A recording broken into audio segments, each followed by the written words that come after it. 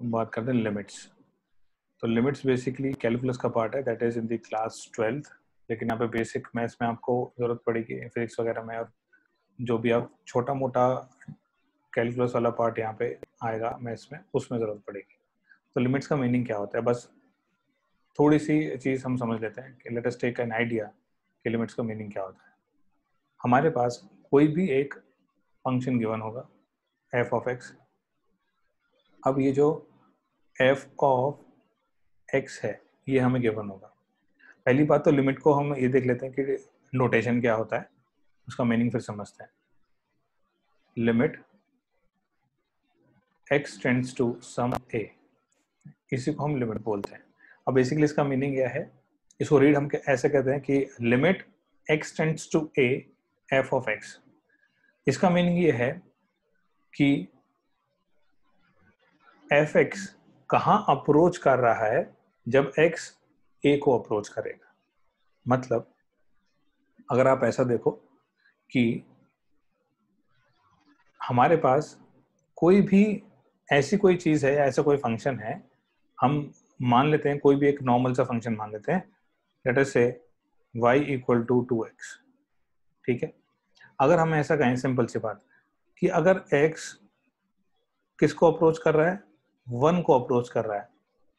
अभी जो 1 को अप्रोच कर रहा है मतलब 1 नहीं है, ठीक है, मतलब कुछ ऐसा होगा, मानो कि x इक्वल टू 1.00000 इस तरह से कर करके 1, बहुत छोटा नंबर, मतलब 1 को अप्रोच कर रहा है, एग्जैक्टली 1 नहीं है।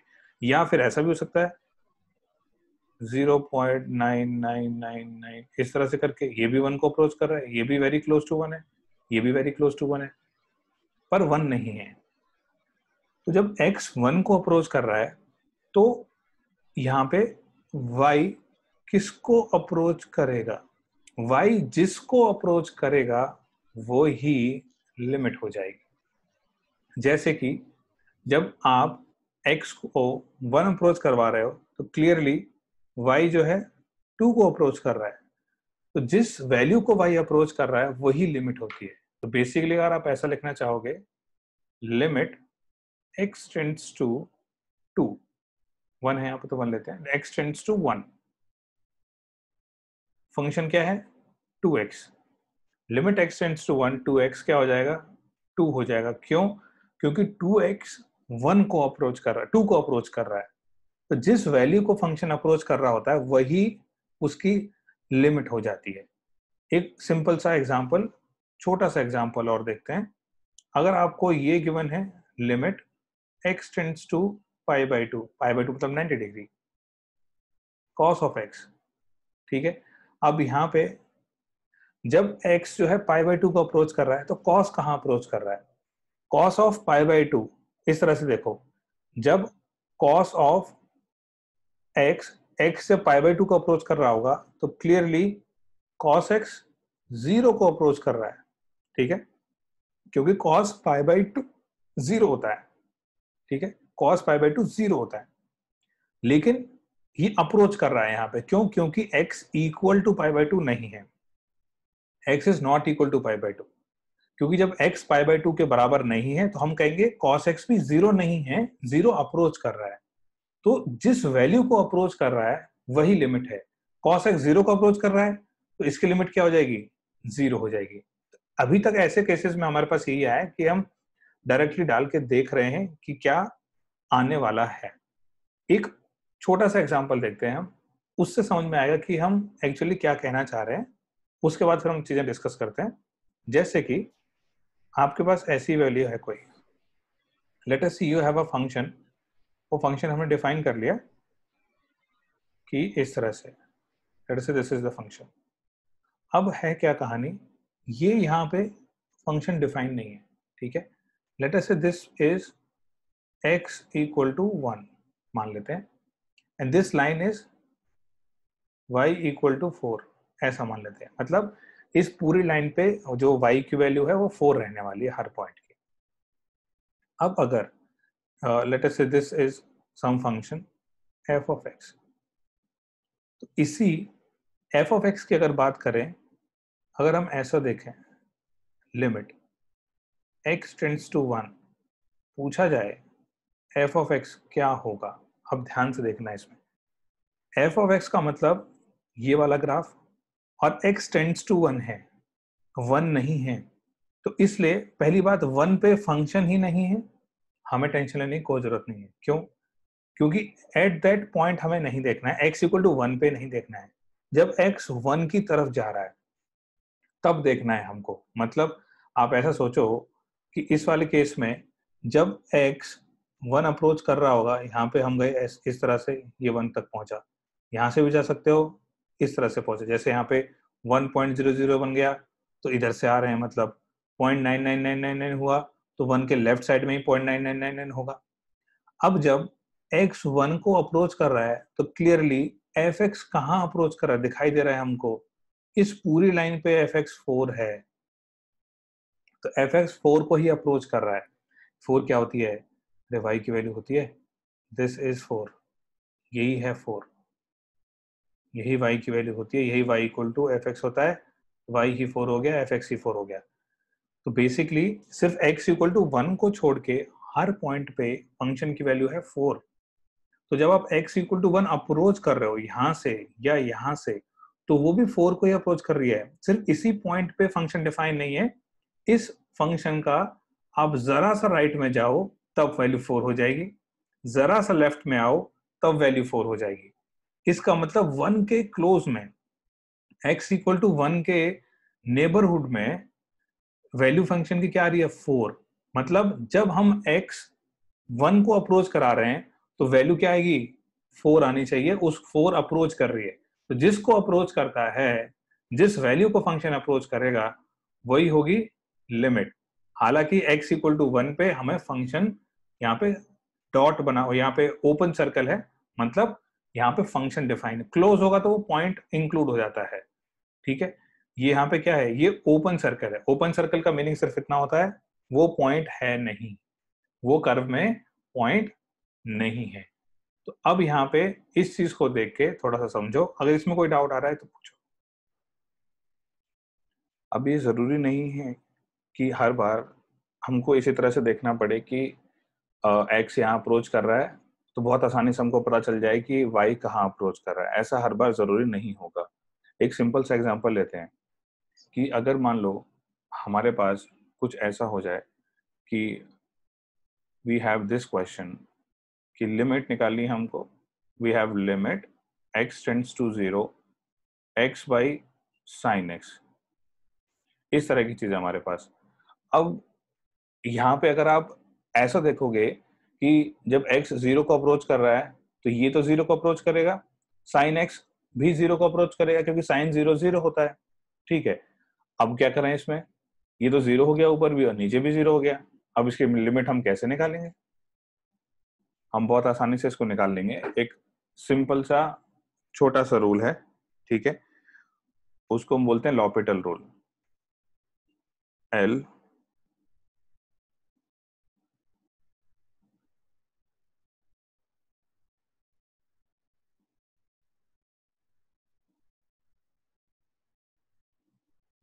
अब ये जो रूल है हम इसको लिखते हैं कि how we can utilise this rule, और इसको हम कैसे अप्लाई करेंगे। तो this rule is for these kind of situations. अब ये जो सिचुएशंस हैं वो कैसी हैं? अब यहाँ देखो ध्यान से, दिस फॉर्म, अगर हम इस फॉर्म को नाम दें तो जब हम x को 0 अप्रोच करा रहे हैं तो this is numerator is also becoming 0 and denominator is also becoming 0। अब ये दोनों 0 बन रहे हैं तो हम क्या कह सकते हैं कि दिस इज 0 बाई 0 फॉर्म। सिर्फ इतना ही हमको ध्यान देना है, क्योंकि न्यूमरेटर भी 0 अप्रोच कर रहा है और डिनोमिनेटर भी 0 अप्रोच कर रहा है, तो this will also be known as 0 by 0 form. तो जो एल हॉस्पिटल रूल है वो 0 बाई 0 फॉर्म हो या इन्फिनिटी बाई इन्फिनिटी फॉर्म हो। ठीक है, मतलब ऐसा हो सकता है इन प्लेस ऑफ 0 यहाँ पे ये इन्फिनिटी अप्रोच कर रहा हो और डिनोमिनेटर भी इन्फिनिटी अप्रोच कर रहा हो। ठीक है, तो इन दोनों फॉर्म्स को हम बोलते हैं 0 बाई 0 और इन्फिनिटी बाई इन्फिनिटी फॉर्म। अब इन दोनों फॉर्म्स में पहले हमको पता लगाना है, पहले तो कि the first thing is to find out कि कौन सा फॉर्म है। अगर 0/0 फॉर्म है तो, या इन्फिनिटी बाय इन्फिनिटी फॉर्म है तो will use the L'Hopital rule. अब यहाँ पे बहुत सिंपल सा है लॉपिटल यूज करना। अब कैसे यूज कर सकते हैं इसको? एक सिंपल सी बात ये है, whenever you are having this form, अब हम उसको मान लेते हैं कि जो ये फॉर्म है, in general the limit given to us is x tends to a, f of x divide by g of x।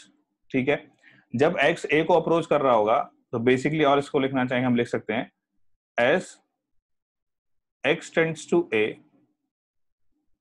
fx by gx tends to 0/0 और इन्फिनिटी बाय इन्फिनिटी। ये हमने पहले वेरीफाई कर लिया, ठीक है। अब इतना काम करने के बाद जब ये लिमिट हमको निकालनी होगी, अब यहाँ पे भी परेशान हो गए हम कि 0/0 तो अब क्या करना चाहिए। तो what will do is limit x tends to a fx by gx according to the l'Hopital rule, this is nothing but limit x tends to a f dash x upon g dash x। अब हमको पता है कि these are the notations that we use for the derivative of the function. So dy by dx of fx is known as f dash x, and similarly d by dx of g of x is g dash x। तो उनका individual derivative लेना है हमको। f का individual derivative लेंगे और g का individual derivative लेंगे। u by v फॉर्म नहीं लगाएंगे, क्वोशिएंट रूल नहीं लगाना है इसमें, ठीक है। अलग से न्यूमरेटर का डेरिवेटिव और अलग से डिनोमिनेटर का derivative, this is what we have to do. अब एक इसमें और भी बहुत सारी चीजें होती है कि हर बार जो लॉपिटल रूल वो काम नहीं करता है, but since these our basics limit हम उनकी बात नहीं करेंगे, will discuss those parts in the calculus part जो आगे वाली क्लास में आएगा 12th में। अभी हमारे लिए इतना ही सफिशिएंट है। अब बहुत ही आसानी से we can utilize the L'Hopital rule in this. अब ये जो क्वेश्चन है यहाँ पे, the question is limit x tends to 0 x by sin x। अभी जो x by sin x है, clearly this is also 0 and this is also 0, so हम यहाँ कह सकते हैं this is 0/0 form। अब जैसे ही 0/0 form आए तो it should immediately strike our mind कि हमें लॉपिटल रूल लगाना है। x by sin x, अब हमको रूल लगाने के लिए इंडिविजुअली डिफरेंशिएट करना पड़ेगा दोनों को। x को डिफरेंशिएट किया 1 आया एंड sin x को डिफरेंशिएट किया तो cos x आया, सिंपल। अब देखते हैं, अब 0 को अप्रोच कराओ, अब हम शायद पता लगा पाए, पहले बहुत प्रॉब्लम होती 0/0, अब शायद वो फॉर्म नहीं आएगी। ऊपर तो 1 है ही ऑलरेडी, ऊपर 1 है तो उसमें x को कुछ भी करेंगे तो कोई फर्क पड़ेगा नहीं, ऊपर तो कांस्टेंट ही है, तो वहां पे सोचने की जरूरत नहीं है। नीचे आते हैं cos x पे। जब आप cos x की बात करोगे तो cos of x जब cos 0 को अप्रोच होगा तो cos 0 1 होता है, तो बेसिकली ये 1 को अप्रोच कर रहा है, ये एग्जैक्टली 1 है, ये 1 को अप्रोच कर रहा है, तो ये पूरा जो है 1 को अप्रोच करेगा, this will be close to 1। अब जिसको ये फंक्शन अप्रोच करेगा वही लिमिट होती है, तो this will be equal to nothing but 1। अब ये स्टैंडर्ड लिमिट भी है, will try to remember few limits, लेकिन यही प्रोसीजर है if you face any problem जब 0/0 या इन्फिनिटी बाय इन्फिनिटी इस तरह की कोई चीज आ जाए आपके पास। बेसिकली द पर्पस इज कि अगर आप डायरेक्टली वैल्यू डाल के फंक्शन में, आप जब डायरेक्टली वैल्यू डाल रहे हो और आपके पास कुछ अच्छी वैल्यू ना आए, मतलब ऐसे लास्ट में जो हमने एग्जांपल किया है y = 2x वाला, अब जब उसमें हमने किया था एग्जांपल, यहाँ पे देखो दोनों में डिफरेंस क्या है, limit x tends to 1 2x। अब x को 1 डाल दिया, डायरेक्टली 2 आ गया ना, तो हमारे पास एक डेफिनेट वैल्यू आ रही है, तो हमें सोचने की जरूरत नहीं है लिमिट के बारे में। अगर हमको x की वैल्यू डाल के फाइनली एकदम सही वैल्यू आ रही है, ऐसा नहीं आ रहा कि 0/0 या इन्फिनिटी बाय इन्फिनिटी, ये इनडिटरमिनेट फॉर्म्स बोलते हैं उनको, अभी हम थोड़ा सा देखेंगे। तो 0/0 इन्फिनिटी बाय इन्फिनिटी इस तरह की फॉर्म नहीं बन रही है, तो इस तरह की अगर कोई चीज नहीं आ रही है तो हमें कोई प्रॉब्लम नहीं है, हम डायरेक्टली वैल्यू डाल देंगे इसके अंदर फंक्शन के, और जो डायरेक्टली वैल्यू डालने के बाद वैल्यू आएगी that will be the limit. तो ये डिफरेंस है ये फॉर्म्स में और ये वाली फॉर्म्स में। तो अब हम जैसे जो 0/0 फॉर्म या इन्फिनिटी बाय इन्फिनिटी फॉर्म की बात कर रहे थे, बेसिकली द इनडिटरमिनेट फॉर्म्स, तो अभी हम इनडिटरमिनेट फॉर्म्स के बारे में देखते हैं कि ये जो इनडिटरमिनेट फॉर्म है कौन कौन सी हैं, बस उनको हम देखेंगे ही इनडिटरमिनेट फॉर्म्स को, ताकि हमें देख के पता चल जाए कि वी हैव टू यूज कुछ और यूज करना पड़ेगा, डायरेक्टली सब्स्टिट्यूट करके काम नहीं बनने वाला है। इनडिटरमिनेट फॉर्म्स,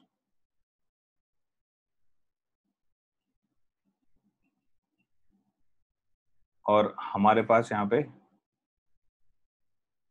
ये सारे इनडिटरमिनेट फॉर्म्स होती हैं।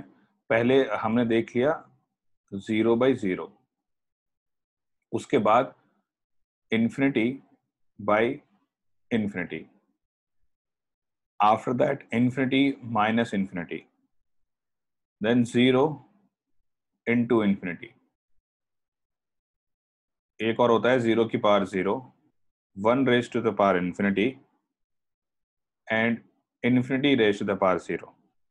तो अब देखो 1 2 3 4 5 6 7, ठीक है। तो यहाँ पे हमारे पास ये जो 7 इनडिटरमिनेट फॉर्म्स हैं हमारे पास, ठीक है। अब ये इनडिटरमिनेट क्यों है? बेसिकली अब देखो 0/0 है तो हम कुछ कह नहीं सकते अभी यहाँ पे कि जब वो 0 को टर्न करेगा, डिनोमिनेटर 0 को टर्न करेगा तो लिमिट क्या हो सकती है, हम डायरेक्टली नहीं पता लगा सकते। We will have to use some other method. Same यहाँ पे केस है इन्फिनिटी बाय इन्फिनिटी। अब इन दोनों के लिए तो हम लॉपिटल रूल यूज करेंगे, जो कि हमने पहले देख लिया। अब भी वो इस स्टेज के लिए मोर देन सफिशिएंट है वो चीजें। इन्फिनिटी माइनस इन्फिनिटी, इनकी बात अभी हम नहीं करेंगे इतनी ज्यादा, जैसे कि मैंने कहा will discuss those in the part for the 12th। अब इन्फिनिटी माइनस इन्फिनिटी है तो ऐसा कंफ्यूजन नहीं होना चाहिए, अरे तो इन्फिनिटी माइनस इन्फिनिटी हो गया 0 हो जाएगा ये तो सर, ऐसा नहीं होगा। ये कुछ और इन्फिनिटी हो सकता है, ये कुछ और इन्फिनिटी हो सकता है, दोनों में कंपैरिजन हमें नहीं पता है, ठीक है, कितना ज्यादा डिफरेंस है उन दोनों में, हो सकता है उनका डिफरेंस भी इन्फिनिटी आ जाए। अभी 0 इंटू इन्फिनिटी है, अब ऐसा कि 0 को तो किसी से भी मल्टीप्लाई कर दो, इन्फिनिटी से करोगे तो 0 हो जाना चाहिए, नहीं, ये टेंड कर रहा है 0 को, ये टेंड कर रहा है इन्फिनिटी को, तो दोनों मिला के कुछ और भी बना सकते हैं। ऐसे 0/0 है, 1 raise to the power infinity है, ये टेंड कर रहा है ना, एग्जैक्टली नहीं है, बात समझो। अगर 1 की पावर कुछ भी करोगे, एनीथिंग विल बी 1, ठीक है, लेकिन यहाँ 1 को टेंड कर रहा है ये सारी कहानी हम थोड़ा सा देखेंगे जस्ट इन ब्रीफ। अब हम इसके बेसिस पे कि 0/0 और आपके पास जो most of the time use होंगी चीजें, वो लॉपिटल रूल यूज होने वाला है। बाकी जितने भी फॉर्म्स हैं वो हम बाद में पढ़ेंगे। अब यहाँ पे बस ये इसलिए थोड़ा आइडिया देने के लिए कि ऐसी ऐसी चीजें आपके पास आ सकती है when you have to find out the limits आगे जाके, ठीक है। अब इस पॉइंट पे हम क्या करेंगे, कुछ कुछ चीजें, कुछ कुछ लिमिट्स हम लोग जो बहुत ही फ्रीक्वेंटली यूज करने वाले हैं, ठीक है। हम आप कह सकते हो कि we have some important results, ऐसा कह सकते हैं हम, सम इम्पॉर्टेंट रिजल्ट्स। तो अब ये जो हमारे पास कुछ इम्पोर्टेंट रिजल्ट्स हैं, बेसिकली हम उनको थोड़ा सा डिराइव करेंगे जितना अभी हमारे लेवल पे हमको चाहिए। तो लेट अस राइट डाउन ये सारी चीजें कि पहले तो हमारे पास अभी जो हमने देखा था x बाई साइन एक्स या साइन एक्स बाई एक्स, एक ही बात है, वो दोनों का रिजल्ट सेम ही आएगा। अगर आप यहाँ पे लिखोगे limit x tends to 0 sine x by x will be equal to, ये सारे लिमिट बराबर होती हैं और x 0 को टेंड कर रहा है, ये याद रखो, tan x बाई एक्स। और चलो इसको यहाँ इक्वल टू 1 लिख देते हैं। इसके अलावा अगर आपके पास जो इनवर्स फंक्शन भी होता है उसमें भी लिमिट सेम ही रहेगी, और आप डिफरेंशिएट करके हम एक दो चीजें वेरीफाई कर लेंगे। साइन इनवर्स, इनवर्स में हमने देखा था कि this is another function, 1 by sine नहीं होता है। This is equal to limit x tends to 0 tan inverse x by x, this is also 1। अब ऐसे ही हम और सारी लिमिट्स को लिखते चलते हैं, जो ये स्टैंडर्ड लिमिट्स हैं जो हमको याद रखनी है, और हम उनमें से कुछ को डिराइव भी कर लेंगे। Limit x tends to 0 e raised to the power x minus 1 divided by x, this is equal to 1। अब इसके बाद अगर हमारे पास कुछ ऐसी कहानी होती है कि let us say limit x tends to 0 ln 1 plus x divided by x, this is also equal to 1. Limit x tends to 0, 1 plus x raised to the power 1 by x is equal to e. ये e के बराबर होता है. अब इसमें एक और limit है जो कि फ्रीक्वेंटली यूज होती है. लिमिट x टेंड्स टू 0, हमारे पास आ जाएगा a raised to the power x minus 1 divided by x equals ln of a, where of course a belongs to r plus, a r plus होना चाहिए. अब एक और बहुत ही इंटरेस्टिंग लिमिट है जो कि ये जो ऊपर वाले फंक्शंस दे रखे हैं फर्स्ट और सेकंड, उन्हीं का एक एप्लीकेशन है. और वो कैसे है, अब एक छोटी सी चीज देखते हैं, उसी से हम थोड़ा सा उसको समझने की कोशिश कर लेंगे. इन सब चीजों के बाद यहीं पे लिख लेते हैं उसको कि हमारे पास अगर कुछ ऐसी सिचुएशन बने कि limit x tends to a f of x अगर 0 हो, ये हमारे पास पहले एक कंडीशन है. Limit x tends to a f of x अगर 0 हो रहा हो, तो उस सिचुएशन में कुछ लिमिट्स हैं हमारे पास.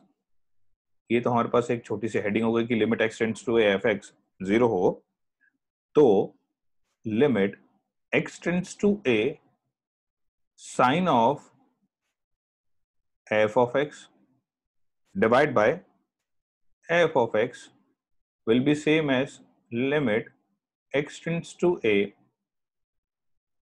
tan of f of x divided by f of x. अब ये हो जाएगा 1. अब याद ये रखना है आपको, अपने आप से एक और चीज नोट करनी है कि ये चीज इसमें भी एप्लीकेबल है. आप sine inverse of f x by f x equals limit x tends to 0 tan inverse of f x by f x, ये भी लिख सकते हो. Both of them will be applicable. तो पहली वाली रो तो हमने अलग से लिख ही ली है एफ एक्स बना के, आप सेकंड वाली भी लिख लो. लिमिट एक्स टेंड्स टू ए लिखना, ठीक है. यहाँ पे एक पर्टिकुलर केस है कि एक्स टेंड्स टू 0 है, लेकिन यहाँ पे ऐसा भी हो सकता है कि और भी चीजें हमारे पास आ जाए. तो इन जनरल आप लिखोगे x tends to a and write down this heading कि ऐसा होगा तभी ऐसा हो रहा है, अदरवाइज ऐसा नहीं हो रहा है. ठीक है, इनमें से हम कुछ रिजल्ट अब डिराइव करते हैं और हम उनके बहाने कुछ क्वेश्चन भी हो जाएंगे हमारे. तो पहले ये वाली चीज नोट करो, इसको समझो, then will move on to the questions. तो जो sign of f x upon f x where f x tends to 0 as x tends to A, तो बहुत इंपॉर्टेंट है वो चीज. वो इसलिए है, एक छोटा सा एग्जांपल लेते हैं हम. अब होगा क्या कि अगर हमको मान लो दे रखा है लिमिट x टेंड्स टू 0, हमें दिया हुआ है लिमिट x टेंड्स टू 0. अब sin x बाई एक्स तो हमें पता है. अगर हमें ऐसा दिया हो sign of 2x by x, ठीक है, तो अगर आप इसको 1 लिख दोगे तो गलत हो जाएगा, क्योंकि साइन x बाई एक्स नहीं है, sine of 2x by x है. ठीक है, इसको दो तरह से देखते हैं. पहला ये कि हमें पता है कि दिस इज 0 बाई 0 फॉर्म. अगर ये 0 बाई 0 फॉर्म है तो अब हम इसमें क्या लगा सकते हैं, l'Hopital रूल लगा सकते हैं. That is differentiating the numerator and denominator, अलग अलग डिफरेंशिएट करेंगे दोनों को. तो हमारे पास क्या आ जाएगा, limit x tends to 0 sin 2x का डेरिवेटिव हो जाएगा 2 times cos 2x. Chain rule लगाएंगे, पहले साइन का डेरिवेटिव किया, cos 2x आया, 2x बचा, उसका डेरिवेटिव किया तो 2 आया. x का डेरिवेटिव 1 होता है, पूरी दुनिया को पता है. तो अब देखते हैं क्या यहाँ पे कुछ ऐसी इंडिटरमिनेट फॉर्म बन रही है. अब x टेंड्स टू 0 करते हैं तो cos ऑफ 2 into 0, मतलब cos 0 है एक्चुअली, तो cos 0 कहाँ अप्रोच करता है 1, तो 2 into 1, तो ये क्या हो जाएगा 2 हो जाएगा, डिवाइड बाय 1 तो भी 2 ही रहेगा बेचारा.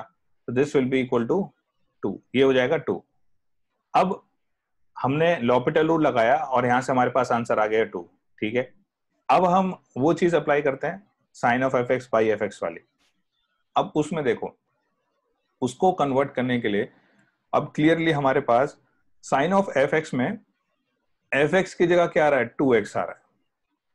ये जो हमें क्वांटिटी दे रखी है दिस वन, ठीक है, यही क्या है अब हमारा एफ एक्स है, अगर हम वो चीज अप्लाई करना चाह रहे हैं तो अब उसमें क्या था, फॉर्मूला लिखते हैं दोबारा से, limit x tends to a sine of f x by f x, ठीक है।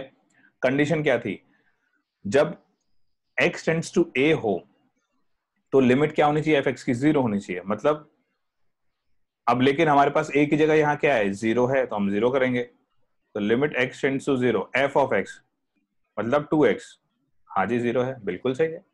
अब होगा क्या, अब ऊपर तो 2x है, ऊपर तो fx है, लेकिन नीचे भी fx होना चाहिए।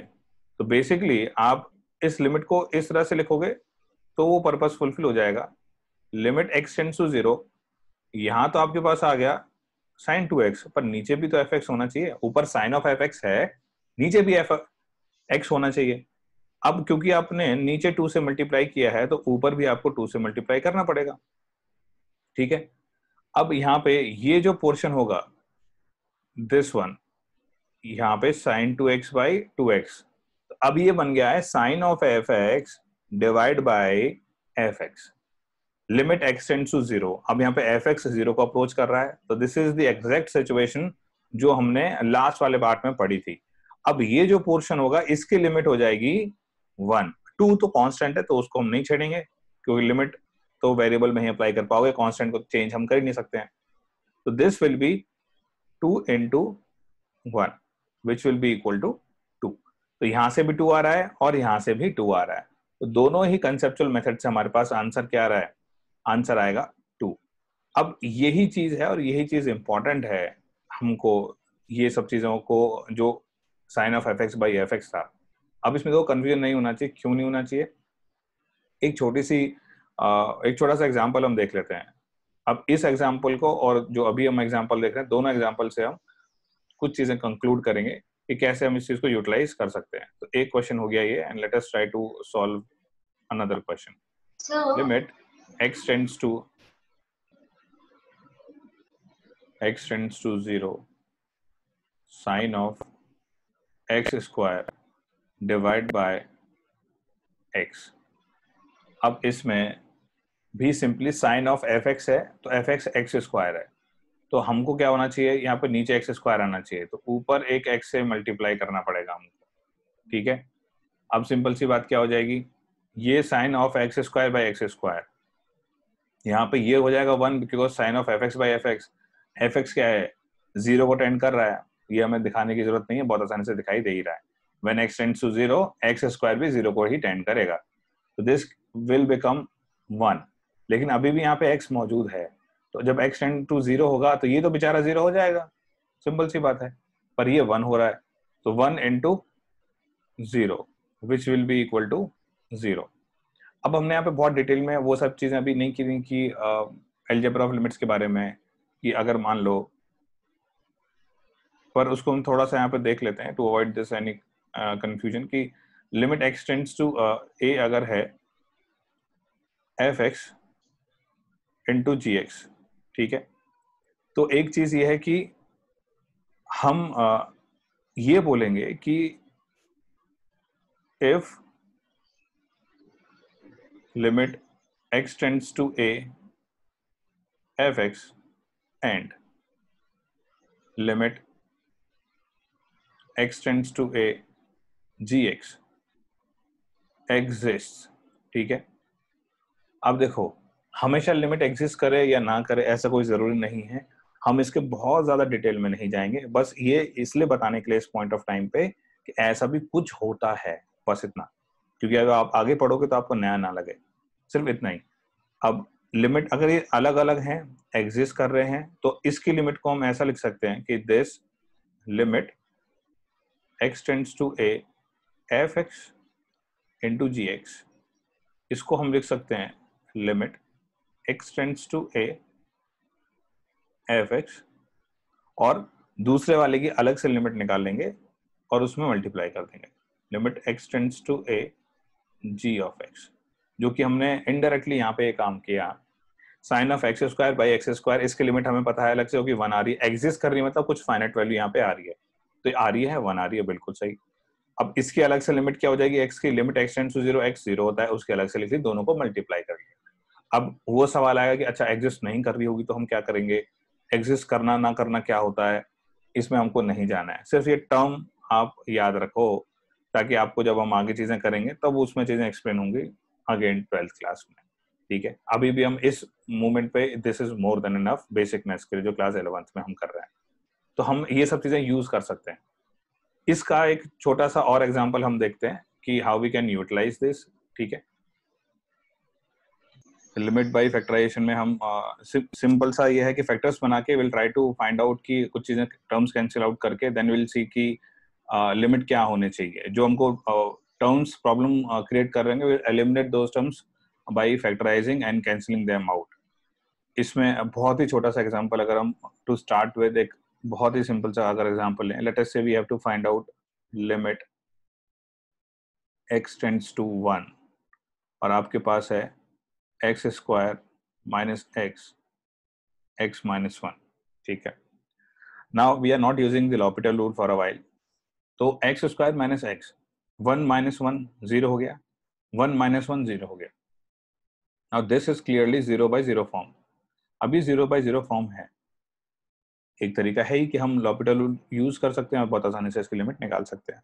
दूसरा हम क्या कर सकते हैं, वी कैन फैक्टराइज दिस, क्योंकि लिमिट बाय फैक्टराइजेशन की बात कर रहे हैं, तो वी कैन फैक्टराइज दिस और हम यहाँ लिख सकते हैं limit x tends to 1 x into x minus 1 upon x minus 1। अब क्योंकि लिमिट x टेंड्स टू 1 है, x इक्वल टू 1 नहीं है, जब x इक्वल टू 1 नहीं होगा तो इसका मतलब क्या होगा, ये कुछ नॉन जीरो क्वांटिटी रहेगी और ये कुछ नॉन जीरो क्वांटिटी रहेगी, इन दोनों को आप कैंसिल आउट कर सकते हो। तो बेसिकली आपके पास जो बचा limit x tends to 1, x बचा और उस सभी को पता है क्या होना चाहिए, 1 होना चाहिए। Late us say this was question 1। अब 2-3 क्वेश्चन हम इसी तरह के we can try to solve. एक हो जाएगा limit x tends to 2 x cube minus 8 divide by x minus 2। अब यहाँ पे भी a cube minus b cube का फॉर्मूला हमें पता है, try to apply the formula और आंसर निकालो।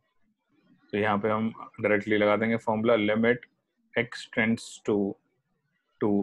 अब फॉर्मूला लगाने से पहले हमें ध्यान देना है कि 2 क्यूब माइनस 8 0 होता है, 8 माइनस 8 और 2 माइनस 2 भी 0 होता है, तो इसलिए हमको फैक्टराइज करना पड़ेगा। तो यहाँ पे हमारे पास a माइनस बी, एक्स क्यूब माइनस 2 क्यूब है, a square plus b square plus A B divide by x minus 2। So this will get cancelled out, 2 substitute कर दोगे आप, 4 plus 4 plus 4, this will be equal to 12। बिल्कुल सही जवाब। Next question है हमारे पास, लिमिट x टेंड्स टू -1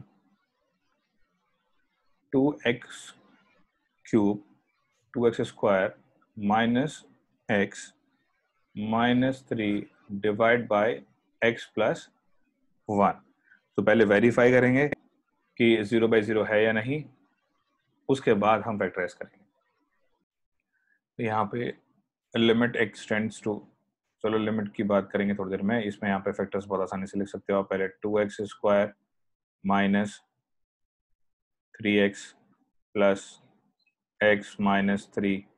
ठीक है, यहाँ पे आप क्या कर सकते हो, आपके पास अच्छा प्रोडक्ट आना चाहिए 6, प्रोडक्ट हमारे पास 6 आना चाहिए, minus 3x plus 2x minus 3, x को ले लिया हमने कॉमन, 2x माइनस 3 बचा प्लस 1 इंटू 2x माइनस 3, बन गए फैक्टर्स।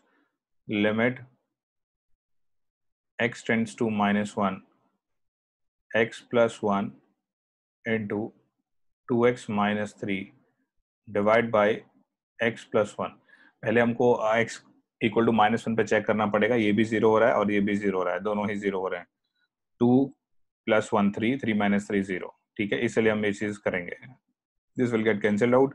अब डायरेक्टली आप रखोगे value of the x as -1, तो कोई भी इंडिटरमिनेट फॉर्म नहीं बन रही है. जब भी इंडिटरमिनेट फॉर्म नहीं बनती है, directly substitute the value and find out the limit. -2 -3 will be equal to -5 हो जाएगा, ठीक है. तो ये इसका आंसर रहेगा. This is limit by factorisation. आप इनको l'Hopital रूल से भी सॉल्व कर सकते हो. अब जैसे इसको करके देख लेते हैं. अगर हमको l'Hopital रूल लगाना है तो इस वाले केस में हम क्या करेंगे, will differentiate the numerator and denominator. करते हैं इस वाले केस में. लिमिट x टेंड्स टू -1 किया डिफरेंशिएट, 4x आ गया, -1 आ गया, डिवाइड बाई x का डेरिवेटिव 1, 1 का डेरिवेटिव 0, 1. -1 डालेंगे तो -4 हो जाएगा. -4 -1 विल बी इक्वल टू -5. तो l'Hopital रूल से फटाफट से हो गया. तो ऐसा जरूरी नहीं है कि आप फैक्टराइजेशन ही यूज करोगे, लेकिन कहीं कहीं पे फैक्टराइजेशन में हमको मदद मिल सकती है. तो जो भी आपको मेथड अच्छा लग रहा है, you can use any method.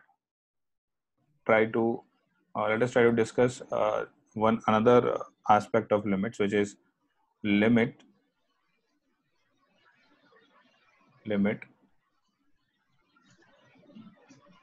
as x tends to infinity.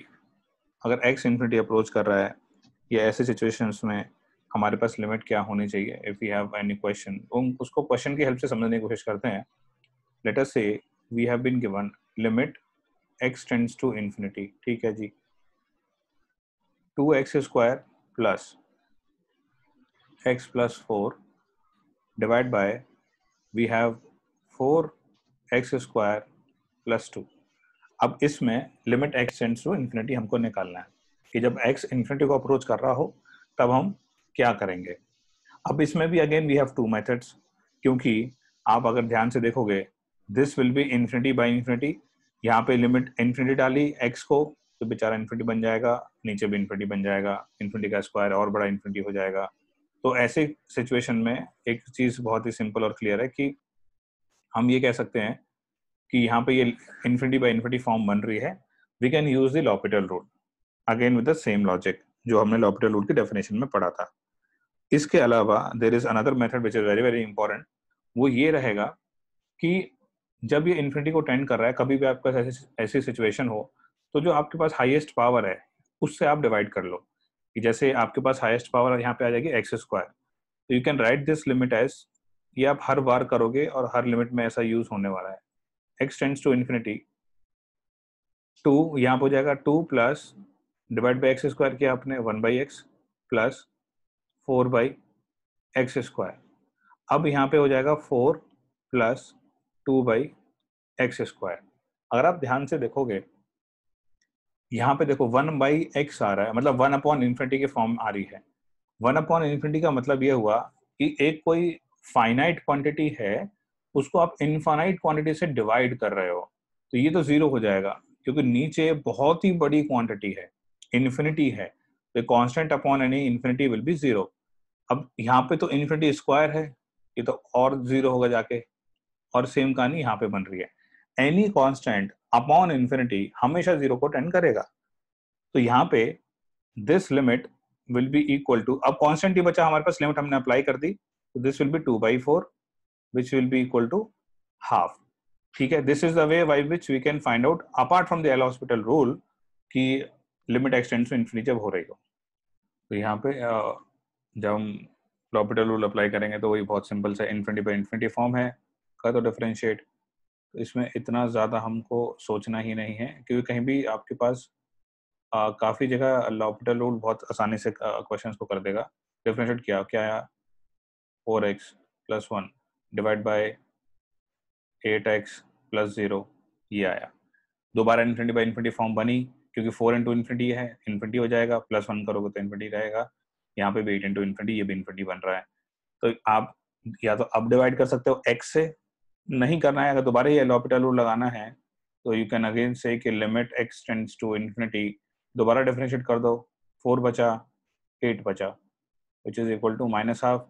एक दोनों एक ही लग रहे हैं, तो एक ही आंसर आ रहा है दोनों से. तो आप चाहें इस तरह के प्रोसीजर हाँ बोलो, क्या कर सकते हैं इसमें जिसकी आपने हम अलग अलग लिखते हैं 4x अपॉन 8x और प्लस 1 अपॉन 8x, सो हाँ, एक 4x जीरो हो गया और और एक्स एक्स कैंसिल हो गया, गुड। हाँ बिल्कुल सही है, ऐसे भी आप कर सकते हो, 4x/8x प्लस 1/8x, बिल्कुल सही है, एकदम सही। तो देखो कितने सारे मेथड आ गए हमारे पास इसी सेम क्वेश्चन के लिए। अब हाँ हम एक जी और क्वेश्चन इस पे कर लेते हैं। सर। लेट अस एक से वी हैव, तो बिल्कुल सही है, हम जो हाईएस्ट वाली डिग्री है उसी से डिवाइड कर रहे हैं यहाँ पे। अब जैसे मान लो कि हमने ये वाला क्वेश्चन किया, अगर हम एक और क्वेश्चन ले लें, limit x tends to infinity, अगर हमने इस तरह का लिया और यहाँ पे हमारे पास है मान लो 4x³ plus 2x² plus 1 divide by 5x⁴ plus x³ plus 2। अब इसको करो विद द सेम लॉजिक। यहाँ पे हम जो हाईएस्ट पावर है x⁴ है, x⁴ से अगर हमने डिवाइड कर दिया, so this will be limit x tends to 0, limit x tends to infinity, ये हो जाएगा 4/x plus 2/x² plus 1/x⁴ divide by 5 plus 1/x plus 2/x²। तो ये तो बेचारे, इनकी तो हो गई कुर्बानी खत्म, ये भी खत्म, ये भी और ये भी, एक ही सोल्जर बचा 5। और ये बेचारा क्या करे, जब ऊपर 0 है तो ये भी कुछ नहीं कर पाएगा। 0/5 इक्वल टू 0, तो लिमिट क्या हो जाएगी इसकी, 0 हो जाएगी। End of course you can use the l'Hopital rule, उससे आप करोगे तो उससे भी 0 ही आएगा। ठीक है, स्टैंडर्ड फॉर्म्स हमने देख लिए हैं। स्टैंडर्ड फॉर्म्स देखने के बाद हमने उन पे क्वेश्चंस भी सॉल्व कर लिए हैं। तो थ्योरी वाइज इन बेसिक मैथ्स आपको लिमिट में ज्यादा नहीं पढ़ना है, ठीक है। आगे बहुत सारी चीजें होती हैं, एक्सपेंशंस भी होते हैं, जैसे मैंने पहले कहा कि इसको यूज करके फर्स्ट प्रिंसिपल से हम आगे डेरिवेटिव भी पढ़ते हैं, जो हम डिस्कस कर रहे थे। लेकिन अभी हमको वो काम नहीं करना है। बेसिक मैथ के लिए this is more than sufficient. हाँ, हम बात करें क्वेश्चंस की, तो हाँ, नंबर ऑफ क्वेश्चंस हम ज्यादा कर सकते हैं अभी, ठीक है। As far as the theory part is concerned, आपको इससे ज्यादा करने की लिमिट में जरूरत बिल्कुल भी नहीं है। तो बेसिक मैथ्स में भी हमारे पास इंटीग्रेशन वाला पार्ट भी रह रहा है, ठीक है, बेसिक इंटीग्रेशन, जिसमें हम बेसिक पार्ट डेफिनेट इंटीग्रेशन का और इनडेफिनेट इंटीग्रेशन का कवर करेंगे। और जैसा कि मैंने बोला कि we can practice more and more questions on the basic math, जो भी आपके पास मटेरियल है, you can use that material to practice more. And अगर मौका मिलेगा तो I will also try to come up with some questions in the next class और in the next class based on the overall perspective of the basic maths, which will include the question on limits and other topics as well that we have covered, right? So try to follow that, and in the next chapter, in the next class, we'll try to cover the examples based on limits, or if the time permits, we will be doing the integration part in the next class, right? It can be either way around, so it will depend upon that. So just watch that, so we may come up with the integration part or the questions, or both if there will be time, right? So we'll meet up again. So till then, all of you, bye bye and take care.